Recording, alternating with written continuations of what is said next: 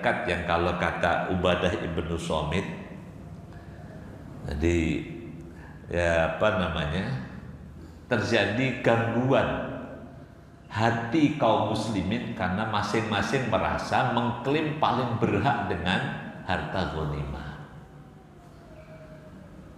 Maka Allah turunkanlah dalam menyelesaikan persoalan itu surah Al-Anfal yang diawali dengan firman Allah, a'udzubillahi minasyaitonirrajim, bismillahirrahmanirrahim, yas'alunaka 'anil anfali qulil anfalu lillahi war rasul fattaqullaha wa aslihu dzata bainikum wa atiullaha wa rasulahu in kuntum mu'minin innamal mu'minuna alladzina idza dzukirallahu wajilat qulubuhum wa idza tuliyat 'alaihim ayatuhu zadatuhum imana wa 'ala rabbihim yatawakkalun alladzina yuqimuna sholata mimma razaqnahum yunfikun ulaika humul mu'minuna haqqan lahum darajatun inda rabbihim maghfiratun wa rizqun karim.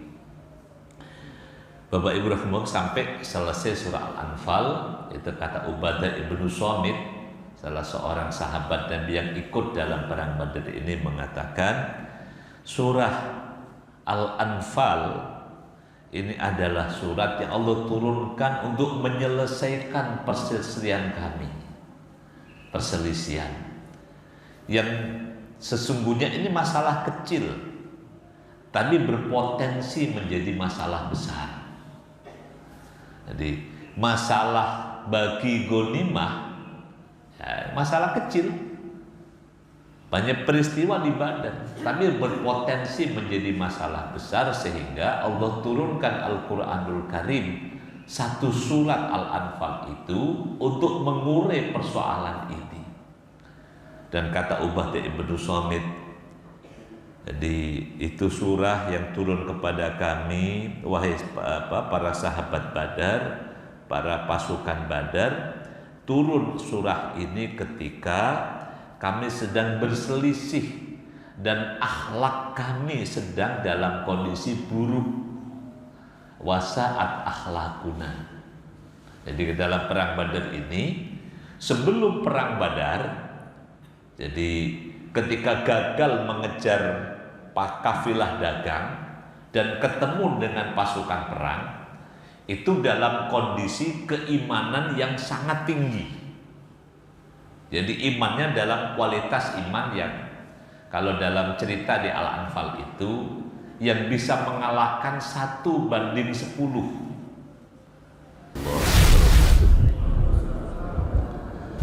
Bismillahirrahmanirrahim. Alhamdulillahi rabbil alamin. Wa bihi nasta'inu ala umuri dunya waddin. Allahumma salli wa sallim ala abdika wa nabika wa rasulika Muhammadin wa ala alihi wa ashabihi ajma'in. Rabbi shrah li sadri wa yassir li amri wahlul 'uqdatam min lisani yafqahu qawli. Allahumma zidna ilman warzuqna fahma.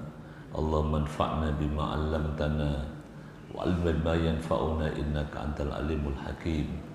Allahumma habib ilaina al-imana wa zanhu fi qulubina wa qahiril kufra wal fusuqa wal isyana waj'alna minar rasyidin. Bapak Ibu yang berbahagia, alhamdulillah pagi hari ini kita bertemu kembali dalam semangat kita subuh berjamaah, dan kita lanjutkan untuk kajian sirah nabawiyah kita. Semoga semakin meningkatkan cinta kita kepada Rasulullah Sallallahu Alaihi Wasallam, para sahabatnya, sekaligus jadi menyuburkan cinta kita kepada kebaikan-kebaikan, menjauhkan dari keburukan-keburukan.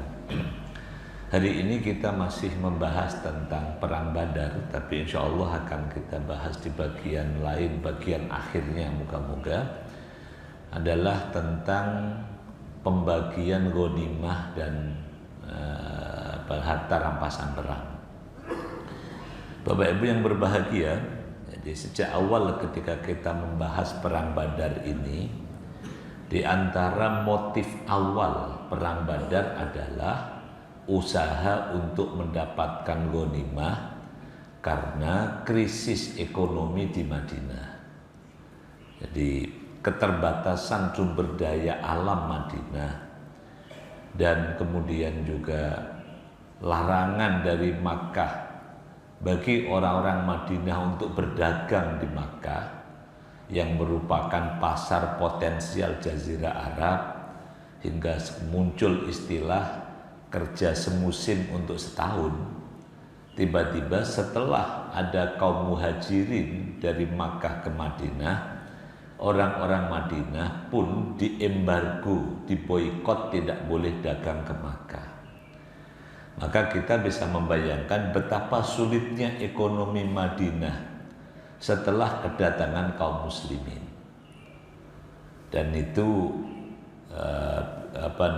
menjadi salah satu pengorbanan yang diabadikan dalam Al-Quran di surah Al-Hasyr ayat ke-9 tentang sikap orang-orang Madinah yang berani mengambil resiko. Dan kita barangkali kalau kita yang mendapatkan seperti ini, bisa jadi kalimatnya bisa macam-macam. Makanya tidak heran bagi sebagian orang Madinah yang terganggu posisi ekonomi sosialnya dengan kedatangan muhajirin ini, ada di antara mereka yang kemudian menjadi orang-orang munafik pada awalnya, sampai kemudian bisa menerima dengan tulus kehadiran kaum muslimin di sana. Ini yang perlu kita juga fahami, bahwa ada kondisi kesulitan ekonomi. Misalnya secara teknis, kesulitan itu dipecahkan dengan misalnya adanya kewajiban zakat fitrah, ada kewajiban berzakat dalam zakat rukun Islam, anjuran bersedekah dan lain-lain. Tapi ini kan nggak menutup jadi kekurangan ekonomi yang ada di Madinah. Maka pada tahun kedua Hijriah, ketika Nabi mendapatkan berita ada rombongan kafilah dagang Makkah yang akan melintasi Madinah, Nabi mengajak kaum muslimin yang siap saat itu untuk menghadang kafilah dagang ini, dengan harapan semoga Allah Subhanahu wa Ta'ala menjadikan harta dagangannya orang Makkah yang melintasi Madinah itu menjadi ghanimah bagi kaum muslimin, menjadi harta rampasan. Tapi kan takdir berkata lain. Rombongan dagang yang dipimpin Abu Sofyan berlalu selamat, tapi kemudian datang pasukan perang yang dipimpin Abu Jahal menyerang Madinah. Ini kan suasana makin sulit lagi. Tapi alhamdulillah, dengan seluruh ketegaran Nabi dan para sahabatnya berhasil mengatasi serangan Abu Jahal, dan sampai kemudian Abu Jahal pun ikut mati dalam perang itu bersama beberapa tokoh, sekitar 70 orang.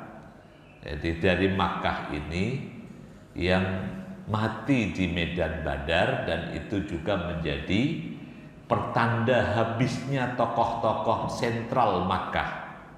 Jadi ketika mapping kekuatan, kita mendengar ungkapan Nabi saat mendapatkan informasi tentang tokoh-tokoh Makkah yang ikut ke Badar ini.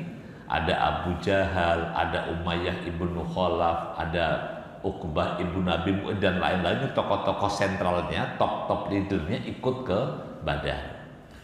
Maka ya, Nabi dengan penuh keteguhan hatilah bahwa hari ini orang Makkah sudah mengeluarkan seluruh kekuatan, dan Nabi kemudian menunjukkan kepada para sahabat optimisme bahwa para tokoh itu nanti akan selesai habis ceritanya di Badar.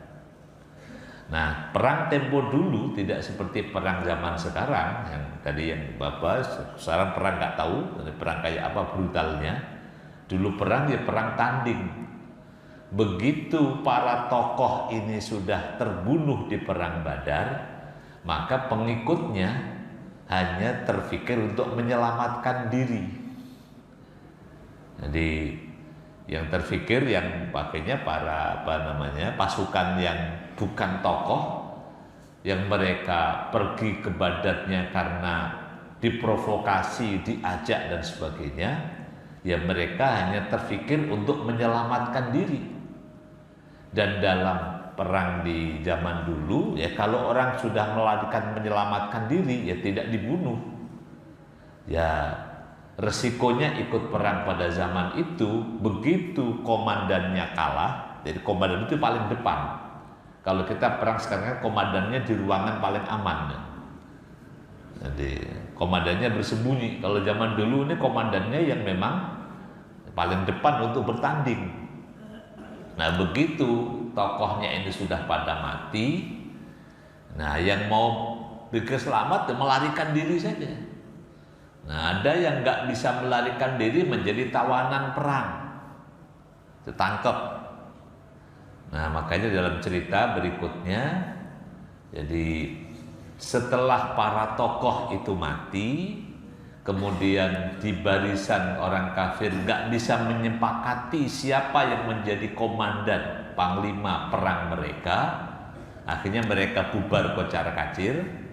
Nah ketika kocar-kacir itu ada yang menyelamatkan, dia yang ditawan kira-kira 70 orang yang ditawan, yang tertangkap, yang selebihnya melarikan diri. Nah ketika melarikan diri, nah, siapapun kalau orang melarikan diri itu yang penting selamat, nggak terfikir dengan harta yang pernah dibawa. Akhirnya yang mereka bawa harta kekayaan, yang penting selamat aja, mereka tinggalkan semuanya. Nah inilah yang menjadi rampasan perang. Inilah yang menjadi namanya harta ghanimah. Harta ghanimah itu adalah harta yang dibawa oleh musuh di medan perang yang ditinggalkan. Kalau harta milik musuh yang di kampung halaman, ya nggak boleh, bukan ghanimah itu.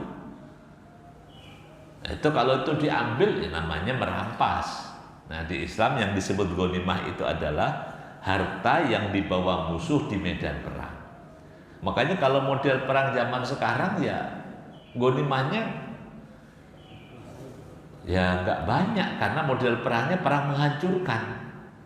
Misalnya kalau dalam perang zaman sekarang ada yang dibawa, ada misalnya mobil tank, apalagi gitu kan. Begitu perang kan ini semuanya ditembak, dibom hancur. Akhirnya dapatnya besi rongsokan kalau zaman sekarang kan. Begitu pasukannya pergi dapatnya besi rongsokan. Nah zaman dulu begitu pasukan ini pergi, ya dapatlah di antara banyak ghanimah itu ya ada unta, kuda, makanan, pakai, termasuk yang juga sangat mahal adalah baju-baju perang yang dikenakan oleh mereka. Itu kan kalau orang mau berlari, baju perang ditinggalin karena baju perang itu bikin lari jadi berat. Nah, baju besi. Mereka lepas semuanya, ditinggalkan. Nah, mendapatkan ghanimah ini muncul persoalan di kaum muslimin. Kaum muslimin. Ketika terjadi ada banyak ghanimah, ini kata Ubadah bin Samit radhiyallahu anhu mengatakan, ketika kami perang bersama Rasulullah sallallahu alaihi wasallam di Badar dan Allah berikan kemenangan kepada kami, musuh melarikan diri.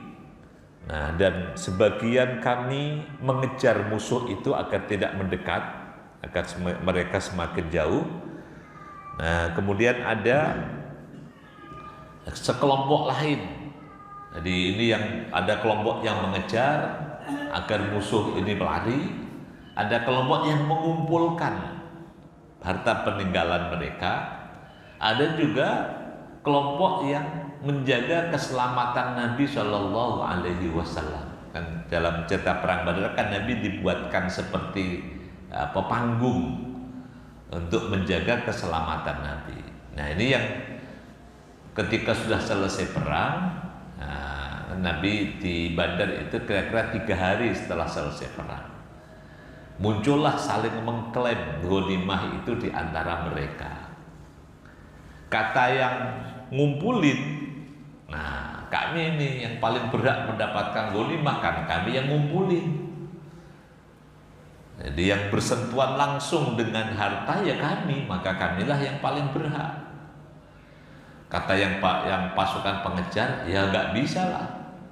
Yang paling berhak dapat ghanimah ini ya kami, karena kami yang mengejar musuh agar mereka tidak mengambil hartanya. Nah, yang menjaga Nabi juga begitu. Ya kamilah yang paling berhak dengan ghanimah itu, karena simbol perang ini adalah Nabi, dan kamilah yang melindungi, menjaga Nabi agar tidak terjadi sesuatu. Nah, perbincangan ini sampai pada tingkat yang kalau kata Ubadah ibnu Somit, jadi ya terjadi gangguan hati kaum muslimin karena masing-masing merasa mengklaim paling berhak dengan harta ghanimah. Maka Allah turunkanlah dalam menyelesaikan persoalan itu surah Al-Anfal yang diawali dengan firman Allah, A'udzubillahi minasyaitonirrajim, Bismillahirrahmanirrahim. Yas'alunaka 'anil anfali qulil anfalu lillahi war rasul fattaqullaha wa aslihu dzata bainikum wa atiullaha wa rasulahu in kuntum mu'minin. Innamal mu'minuna alladzina idza dzukirallahu wajilat qulubuhum wa idza tuliyat 'alaihim ayatuhu zadatuhum imana wa 'ala rabbihim yatawakkalun alladzina yuqimuna sholata mimma razaqnahum yunfikun ulaika humul mu'minuna haqqan lahum darajatun inda rabbihim maghfiratun wa rizqun karim.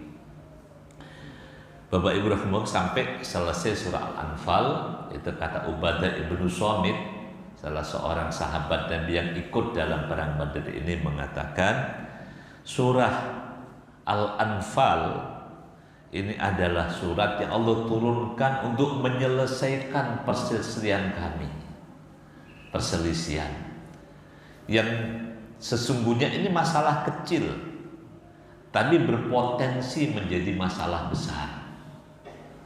Jadi masalah bagi ghanimah ya, masalah kecil, banyak peristiwa di Badar, tapi berpotensi menjadi masalah besar sehingga Allah turunkan Al-Quranul Karim, satu surat Al-Anfal itu untuk mengurai persoalan ini.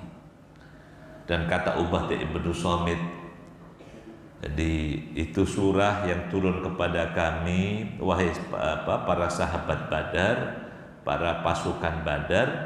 Turun surah ini ketika kami sedang berselisih dan akhlak kami sedang dalam kondisi buruk. Wasaat akhlakuna.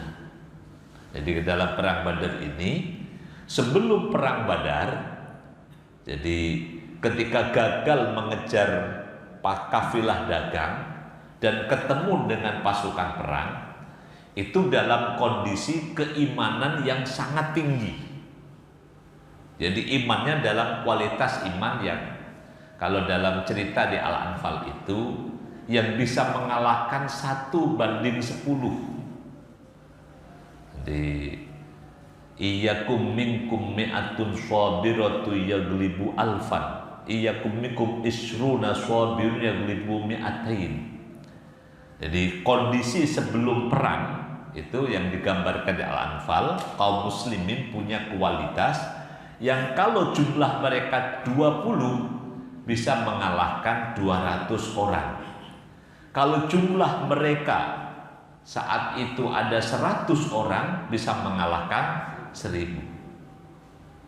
Nah itu kondisinya, makanya meskipun hanya diikuti oleh 300 orang, 300-an lebih sedikit, dan kaum kafir jumlahnya 1000-an, maka kaum muslimin bisa dengan mudah mengalahkan mereka.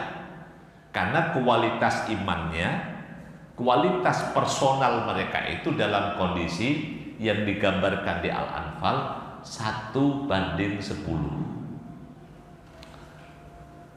Tapi begitu selesai perang, kata Ubadah bin Samit, akhlak kami turun.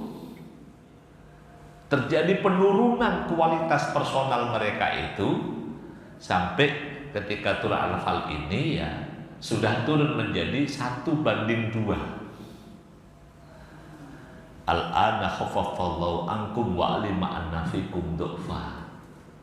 Terjadi ada perlemahan yang kemudian direvisi. Kalau sebelum perang Badar 1:10, maka setelah perang Badar kualitasnya tinggal 1:2. Iyyakum minkum mi'atun sabiratu yaghlibu mi'atain wa iyyakum minkum alfu yaghlibu alfain. Nah, itu oleh para sahabat Nabi, termasuk oleh sahabat Ubadah bin Samit, digambarkan sebagai penurunan akhlak kami. Hina saat akhlakuna. Nah, itu kondisi sahabat. 1:2 masih disebut kondisi akhlaknya buruk. Nah, kalau sekarang kondisinya kayak apa gitu. Nah, itu kan jadi 1:2, 1 mukmin, 2 kafir, itu masih bisa mengalahkan, dianggap ini kondisinya sudah menurun. Nah, itu kalau di buku-buku fikih akhlak, bahwa standar perang kaum muslim itu minimal memiliki kekuatan selemah-lemahnya adalah seorang muslim bisa mengalahkan 2 orang kafir. Itu selemah-lemahnya. Nah, ketika ini penyebab kelemahnya ternyata adalah karena faktor ghanimah. Begitu melihat sudah ghanimah bertebaran banyak, terjadilah perbedaan pendapat di antara mereka. Nah, sampai kemudian Allah ambil seluruh ghanimah itu. Akhirnya ghanimah nggak boleh ada yang mengklaim bahwa ghanimah ini adalah milik Allah Subhanahu wa Ta'ala. Nanti Allah yang akan mengatur pembagiannya. Jadi sampai kemudian untuk mempersiapkan agar kaum muslimin mau menerima aturan Allah dalam ghanimah, maka ayat pertama Al-Anfal, Allah menyuruh kaum muslimin ketika itu yang sudah menang perang dengan fattaqullaha wa aslihu dzata bainikum wa atiullaha wa rasulahu in kuntum mu'minin. Ada 3 perintah yang Allah sebutkan untuk sebelum mengatur pembagian ghanimah. Pertama, Allah menyuruh kaum muslimin untuk fattaqullah. Ittaqullah dulu. Ini perintah standar dalam kondisi apapun, dan itu yang dipakai dalam tradisi kaum muslimin kalau ngingetin orang yang sedang berselisih, ittaqullah. Nah, kalau di Mesir punya tradisi kalau ada orang sedang ribut berselisih, maka cara untuk menghentikan dengan sholawat. Shallu ala nabi, itu selesai. Jadi hukum yang berlaku biasanya contoh di Mesir itu mereka sangat mencintai Nabi. Orang biasanya di jalan ribut gara-gara mobil serempetan gak karuan gitu. Cara orang Mesir naik kendaraan itu kan unik. Hampir kendaraan di Mesir itu gak ada spionnya. Hampir. Karena kalau spion itu ya udah keserempet, udah pada patah, diganti patah lagi. Sehingga yang diandalkan kaca yang di dalam itu aja. Nah, itu kalau ribut macam-macam, udah nggak ribut. Yang cara menghentikan keributan kalau bikin macet panjang itu, udah shallu ala nabi, udah selesai. Mereka sangat menghormati Nabi, tidak bersolawat, nah selesai. Shallu ala nabi. Karena hukum di mereka itu orang ribut, nanti kalau terjadi perkelahian gampang saja. Siapa yang mukul pertama itu yang dihukum. Jadi sehingga ributnya cuma cekcok ngomong doang, nggak ada yang mukul. Karena kaidahnya gampang. Yang mukul nanti yang mukul pertama yang dihukum. Sehingga ribut itu bikin macet. Nah, cara menghentikan shallu ala nabi. Kalau kita Allahumma shalli ala Muhammad. Nah, kalau kita kan apa itu sholawat untuk mengakhiri selamatan gitu ya.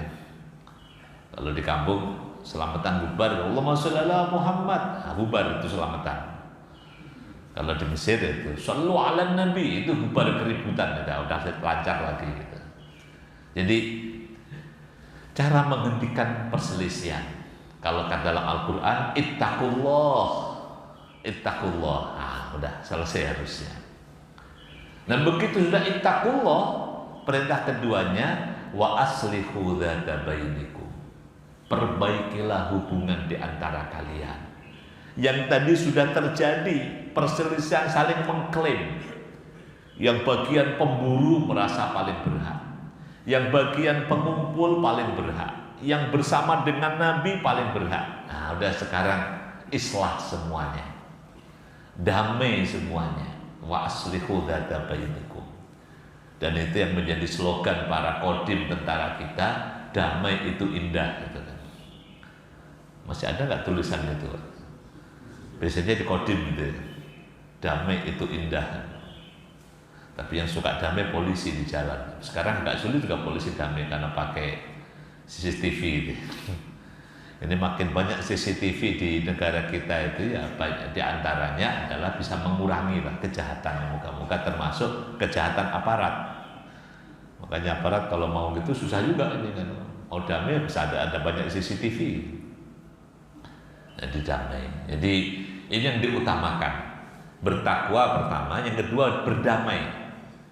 Jadi orang dalam hubungan apapun kemungkinan terjadi gesekan, karena memang sejatinya manusia itu berbeda satu sama lain. Sudah berbeda, satu saat punya kepentingan yang sama. Kepentingan yang sama. Maka diperlukan ya damai-damai aja, perdamaian.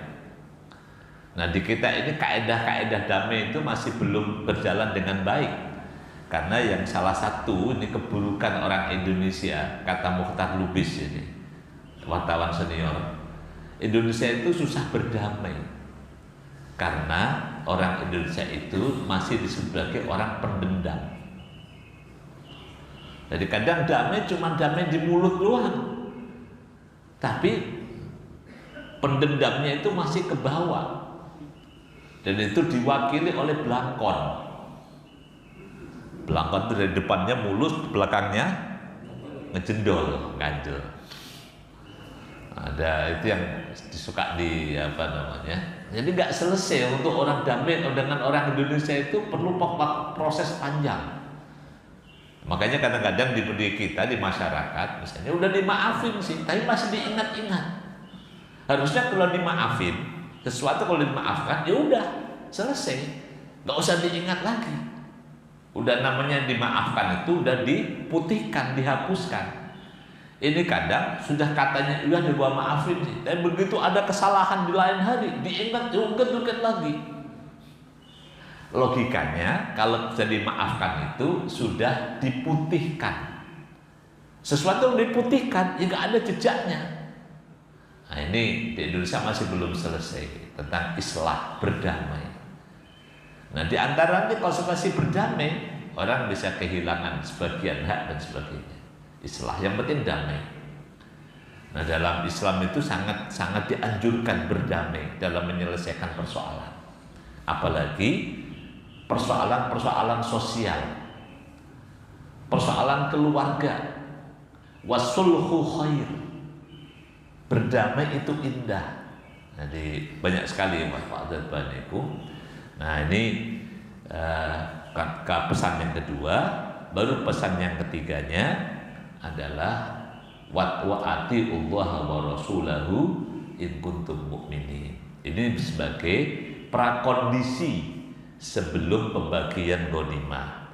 Jadi kaidah dasar, kalau kondisi itu tidak disebutkan, nggak diangkat kembali, maka ghanimah ini akan terus menjadi persoalan. Seperti persoalan karena masing-masing merasa paling berhak, sampai kemudian diangkat lagi tentang profil orang beriman. Innamal mu'minuna Habis itu kan. Alladzi dzukirallahu wajilat qulubuhum wa jatut alaihim ayatu zadatum imana wa 'ala rabbihim yatawakkalun alladzi yuqimuna sholata mimma razaqnahum yunfikun. Itu diangkat kembali profil orang beriman. Sehingga ketika mereka kembali menjadi orang beriman yang utuh dalam profil seorang mukmin, maka nanti mereka akan mudah menerima keputusan Allah dan Rasul-Nya. Nah, setelah mereka sudah siap itu, jadi kata Ubadah bin Samit, jadi ghanimah diambil alih oleh Allah Subhanahu wa taala dari tangan kami. Allah jadikan itu kepada Rasul-Nya. Rasulullah SAW membagi ghanimah itu kepada kaum muslimin dengan baik. Jadi yang kalau mau bagi-bagi, jadi dikondisikan dulu sampai mereka ini sudah siap dengan pembagian. Ini kadang-kadang nggak selesai. Misalnya orang membagi waris, tapi belum siap dengan teorinya. Nanti misalnya orang mau bagi-bagi waris, tapi ini tidak dikondisikan. Begitu main dibagi-bagi, nah masih komplain. Kok saya dapatnya segini? Kan saya yang ngurus ibu. Kok saya dapat yang begini? Kan saya yang dari dulu menjaga harta ini. Nah, itu nggak pernah selesai ketika tidak dikondisikan awal untuk menerima nanti pembagian yang akan dilakukan. Ini makanya tak selesai kan di beberapa kasus sampai naudzubillah min dzalik gitu kan, ada yang kemudian ya antar keluarga menjadi kacau balau, yang harusnya harta itu menjadi alat pemersatu, tapi tidak sedikit harta justru menjadi alat pemecah belah. Bahkan dalam salah satu cerita di salah seorang sahabat Nabi, namanya sahabat Abu Qatadah, ini cerita lain yang tentang harta itu harus pemersatu, tapi ini menjadi pemecah belah. Ketika Abu Qatadah sakit, ini orang bangsawan, duitnya banyak, tapi ketika sakit ini nggak ada orang membesuk, nggak ada yang mau tengokin ketika dia sakit. Lalu Abu Qatadah tanya kepada keluarganya, ini kenapa sih kok orang nggak ada yang datang membesuk saya? Padahal mereka tahu kalau saya ini sakit, nggak ke masjid, nggak keluar rumah, kok nggak ada yang datang membesuk? Lalu di antara keluarganya ada yang menjawab bahwa mereka ini takut datang kemari karena mereka masih punya hutang. Betul kan kata Abu Qatadah, betul, gara-gara punya hutang mereka nggak mau datang. Nah, kalau kita punya orang kayak begitu enaknya, kata Abu Qatadah, kalau gara-gara hutang mereka nggak berani datang kemari, maka umumkan kepada siapapun yang punya hutang kepada Abu Qatadah bahwa sejak saat ini hutangnya semuanya diputihkan. Wah, kalau kita punya kayak begini enak ya gitu. Ini karena dia menyimpulkan gara-gara uang hutang ini silaturahim menjadi rusak. Akhirnya kalau gitu putihkan semua yang punya hutang pada Abu Qatadah, umumkan agar mereka bisa memenuhi hak untuk membesuk orang sakit berkunjung satu di antara mereka. Akhirnya begitu diumumkan bahwa yang punya hutang pada Abu Qatadah mulai sekarang semuanya diputihkan, barulah mereka datang untuk membesuk Abu Qatadah. Ini orang yang sadar bahwa harta itu alat untuk mempersatukan, bukan alat untuk memecah belah. Nah, ini kalau prinsip-prinsip dasar seperti itu tidak didudukkan, orang mengklaim bahwa harta itu hanya itu milik. Makanya dalam profil orang beriman tentang harta itu disebutkan bukan yang dia dapatkan, tapi profil orang beriman dalam harta itu adalah yang dia belanjakan. Coba aja di surah Al-Baqarah misalnya kan, Dzalikal kitabul la raiba fihi hudal lil muttaqin alladzina yu'minuna bil ghaibi wa yuqimuna sholata wa mimma razaqnahum yunfikunnya. Dalam kaidah keimanan, harta itu dihitungnya bukan berdasarkan pendapatannya, tapi dihitung berdasarkan infaknya. Makanya ibu-ibu kalau pengen tahu, salah satu tugas ibu-ibu di rumah itu adalah mengatur infaknya suami. Ini sisi lain tentang harta. Jadi silakan ibu baca di surah Al-Ahzab ayat ke-32 dan berikutnya sampai 35-an. Di antara tugas ibu di rumah adalah waqarna fi buyutikunna wala tabarrujal jahiliyatil ula wa aqimnas sholata wa atinaz zakat. Dirikanlah sholat dan bayarkanlah zakat. Jadi kalau nanya ke suami bukan sekarang dapatnya berapa, bukan. Kalau nanya itu ketahuan banget kan. Nanya pendapatan suami, tapi yang ditanyakan bulan ini kita zakatnya berapa. Ibu, jadi kalimat begitu. Karena di antara tugas istri adalah berzakat. Zakatnya siapa? Zakat hartanya suami. Nah, dengan cara begitu, kan suami nggak bisa juga berkelit. Urusan zakat ini kan, zakatnya sekian, berarti dapatnya sekian dong, gitu kan. Nah, itu di antara tugas zakat. Jadi dalam kaedah kaedah harta kaum muslimin itu yang dijadikan indikator adalah yunfikun, memberikannya, bukan mendapatkannya. Kalau orang berpikir pada pendapatan, ini cara berpikirnya mustadafin, orang miskin, orang gorimin, mustahik. Kalau dalam ilmu ekonomi Islam hanya ada dua, ada muzaki, ada mustahik. Kalau muzaki adalah yang dihitung berdasarkan apa yang dia infakkan. Kalau mustahik, biasanya dihitung apa yang dia dapatkan. Jadi makanya kalau bapak ibu masih pikirannya sekarang dapat berapa ya, berarti ini pikiran mustahik. Jadi kalau di dalam struktur sosial ekonominya, ini ekonominya mustadafin. Makanya sekaya apapun, kalau kaedah berpikirnya adalah dapatnya berapa, itu adalah pikiran mustahik. Bukan pikiran orang kaya. Pikiran orang kaya itu adalah bisa ngasih berapa. Wallahu a'lam. Jadi makanya yang diangkat ngasihnya. Karena yang dipikir ngasihnya, nanti mereka tidak akan terpikir dapatnya. Jadi yang disebutkan indikator keimanannya yunfikunnya, bukan pendapatannya. Nah, setelah itu barulah harta rampasan perang ini diklaim semuanya milik Allah, lalu Allah mengamanahkan kepada Nabi untuk membagi. Di ayat ke berapa itu? 41. Wa'lamu annama ghanimtum min syai'in fa anna lillahi khumusahu walirrasuli walidil qurba wal yatama wal masakin wa ibnis sabil in kuntum amantum billahi wa ma anzalna ala abdina yawmal furqani yawmal taqal jam'an wallahu ala kulli syai'in qadir.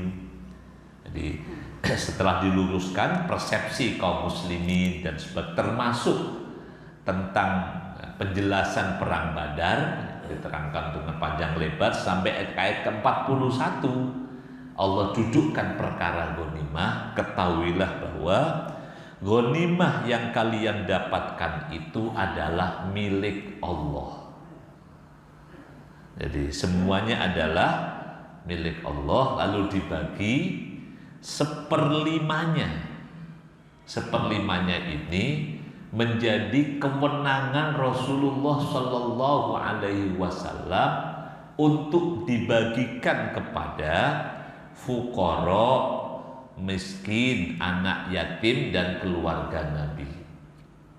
Jadi seperlimanya 20% ghanimah itu menjadi hak Nabi untuk didistribusikan kepada dawil kurba, kerabat Nabi, anak yatim, orang-orang miskin, dan ibnu sabil. Ini yang disebutkan di ayat ini. Makanya kan luar biasa kalau hak Nabi itu 20% untuk disebutkan ke mereka. Ini bukan jumlah yang sedikit. Kalau dari perang Badar saja, kalau yang 80% dibagi 300-an orang, 80% dibagi 300-an orang, itu sudah bisa mengubah ekonomi 300 orang itu. Nah, udah mulai kuat, mulai berdaya. Itu 80% dibagi 300. Nah, gimana dengan 20% itu untuk kemenangan Nabi? Harusnya besar dong. Tapi tidak untuk Nabi sendiri, dibagi kepada kerabat, anak yatim, orang miskin dan sebagainya. Nabi mewakili mereka. Nabi mewakili mereka. Oke, nanti dalam cerita ini kemudian kata Abdullah ibnu Amr ibnu As radhiyallahu anhu, jadi ketika Rasulullah SAW pergi ke perang Badar bersama sekitar 300-an pasukan, 315 orang sahabatnya. Jadi setelah selesai perang, riwayat Abdullah ibnu Amr, setelah melihat ghanimah yang cukup banyak itu, Nabi berdoa kepada Allah, Allahumma innahum khufatan fa'ahmilhum, Allahumma innahum uratan faksuhum, Allahumma innahum jiya'un fa'ashbihum. Ya Allah, sesungguhnya mereka ini 300-an orang ini adalah orang-orang yang telanjang kaki, nggak bersepatu. Jadi pasukan perang nggak pakai sepatu. Sekarang Hansip aja sepatunya keren gitu. Apalagi tapi tentara kita ini kan kalau dibandingkan dengan tentara negara lain, itu termasuk yang tentara fakir miskin. Jadi pakaian tentara dari kepala sampai kaki. Kalau kita ini, tentara kita ini dibandingkan dengan tentara negara sebelah, mau Singapura, Malaysia maupun Brunei, jauh banget. Ya mungkin kita lebih bagus daripada Timor Leste lah, Papua Nugini. Dan statusnya masih pakaiannya itu pakaian yang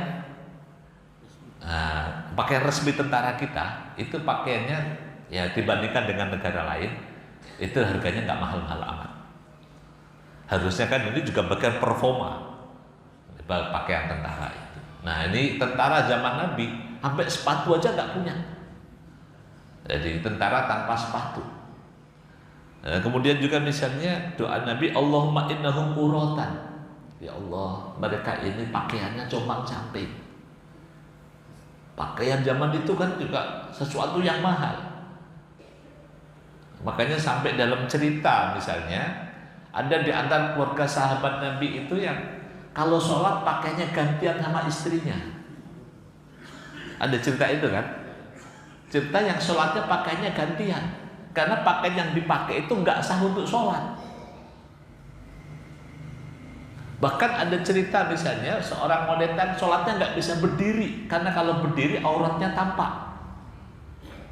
Itu tentang kondisi pakaian. Nah, sholatnya harus bisa dengan duduk. Ini gambarannya. Kalau sekarang kan semiskin-miskinnya kita hari ini, insya Allah justru yang nggak punya pakaian itu orang kaya zaman sekarang.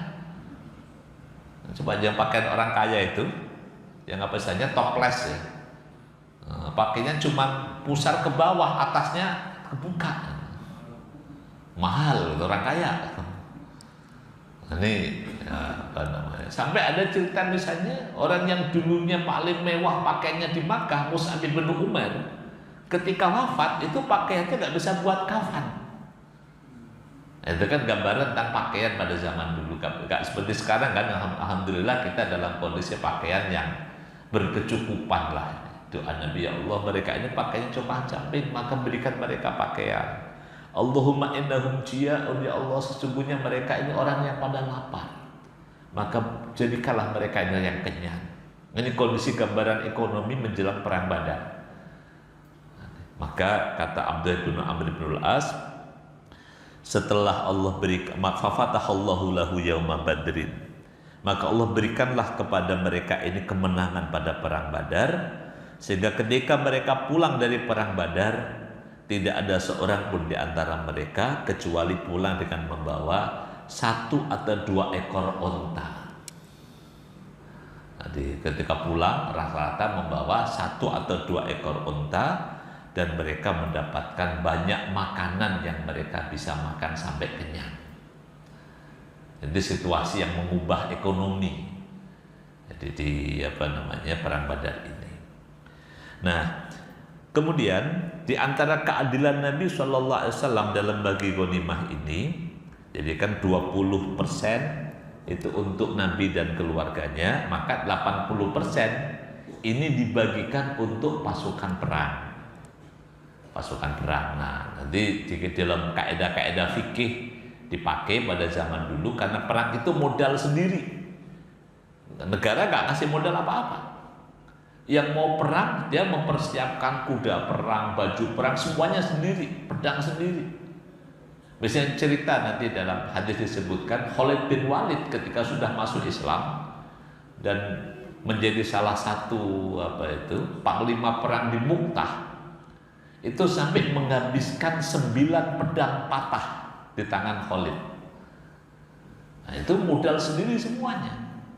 Nah, kemudian cara membaginya, yang 80%, yang 4/5 itu, nah kemudian dibagi 1/4-nya, yang 1/4-nya untuk mereka pasukan yang jalan kaki, yang kemudian 3/4-nya untuk pasukan berkuda.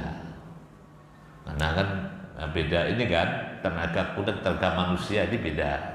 Jadi dibagi seperti itu kalau di buku-buku fikih. Nah, Nabi bagi dengan adil, dengan rata. Jadi semua orang yang hadir dalam perang Badar ini mendapatkan ghanimah, termasuk ada orang-orang yang tidak ikut hadir dalam perang Badar karena tugas dan perintah Nabi, mereka diberikan ghanimah. Ada beberapa orang, ini udah waktu habis, yang nggak ikut hadir tapi mendapatkan ghanimah. Misalnya ada sahabat Utsman radhiyallahu anhu. Sahabat Utsman ini nggak ikut perang Badar atas perintah Nabi, karena istri sahabat Utsman di Ruqayyah itu sedang sakit. Ini juga menggambarkan bahwa sisi kemanusiaan dalam perjuangan, nggak dipaksakan. Ini sedang sakit, maka Utsman Nabi perintahkan untuk menjaga istrinya, dan kemudian ya begitu sampai akhirnya istrinya wafat ketika Nabi masih di perang Badar. Nah, maka ketika Nabi pulang, Utsman tetap diberikan ghanimah. Ini dalam hadis Bukhari. Kemudian ada juga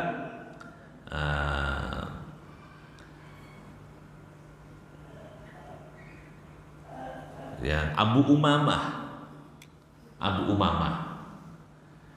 Ini orang yang juga Nabi suruh untuk menjaga ibunya yang sakit.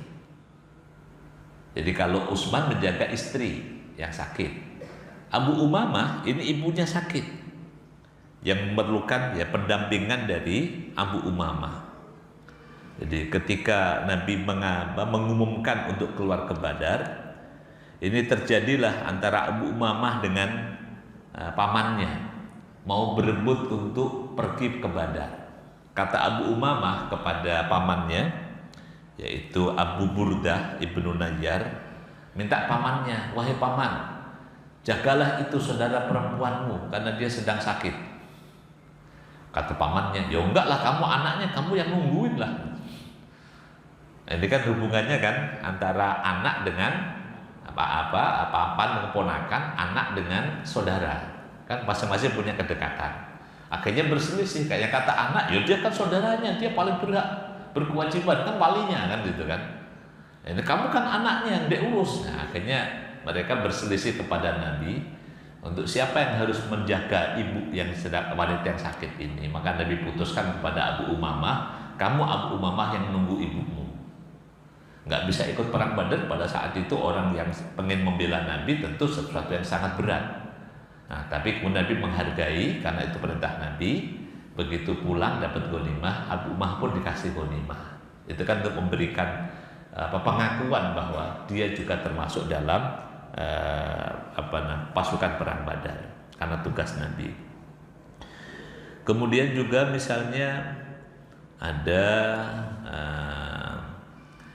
sahabat Abu Lubabah. Abu Lubabah ini orang yang Nabi perintahkan untuk menjaga Madinah selama Nabi pergi. Ya, kita awal dulu. Jadi cara orang mengelola, mengorganisir negara, termasuk kalau kita mau pergi meninggalkan rumah, itu kan harus ditunjuk siapa yang menggantikan, bertanggung jawab. Kalau ada apa-apa siapa yang nanti mengambil keputusan. Nah, ketika Nabi pergi ke Badar, ini Nabi tugaskan Abu Lubabah untuk memimpin Madinah. Ini kalau orang mau mengklaim, oh berarti kalau dalam sejarah yang paling berat jadi Khalifah Abu Lubabah dong. Karena dia yang orang pertama yang ditunjuk Nabi menggantikan peran Nabi ketika perang Badar. Nah, itu kan di antara pertimbangan Abu Lubabah. Akhirnya Nabi ketika pulang, ya dikasih ghanimah pulang. Karena itu tugas Nabi. Ada juga misalnya sahabat Asim ibnu Adi. Asim ibnu Adi. Ini juga sedang ditugaskan Nabi untuk menuju ke Bani Aliyah. Sehingga dia nggak ikut perang Badar, tapi sedang dalam tugas. Nah, Nabi kasih ghanimah pula. Ada sahabat Al Haris ibnu Hatib, itu juga ditugaskan ke Bani Amr, jadi kasih ghanimah. Ada Al Haris ibnu Simmah, ini orang yang sudah ikut perang Badar, tapi kemudian dalam perjalanan dia terjatuh, lalu kakinya luka. Nah, akhirnya sudah dipulangkan, nggak jadi ikut karena terjatuh. Maka begitu pulang dikasih ghanimah. Ada sahabat Khawat ibnu Jubair. Ini juga ketika sedang jalan dia kena batu, kakinya kena batu, betisnya. Nah, kemudian ya karena sudah nggak bisa jalan, kakinya kena batu kan, tadi nggak pakai sepatu, ya udah akhirnya dipulangkan dan dapat ghanimah. Ini salah satu sisi kemanusiaan yang Nabi jaga dalam membagi ghanimah.